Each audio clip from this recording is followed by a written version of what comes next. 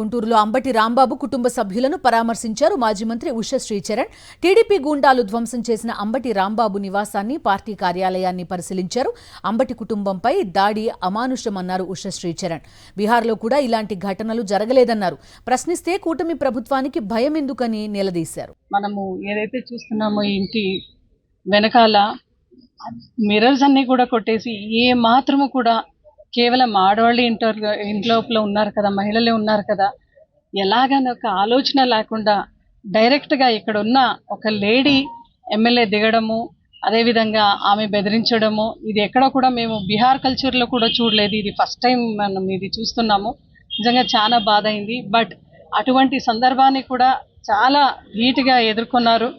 ఎక్కడ కూడా రాంబాబు అన్న వైఫ్ కానీ డాటర్స్ కానీ వాళ్ళు ఇప్పుడు కూడా ఎంత ధైర్యంగా మాట్లాడుతున్నారంటే నిజంగా జగన్ గారు ఉన్నారు, ప్రతి ఒక్కరు వైఎస్ఆర్ ఫ్యామిలీ మాకు అండగా ఉన్నారు, అదే మా బలము మా ధైర్యం అన్నట్లు మాట్లాడినారు.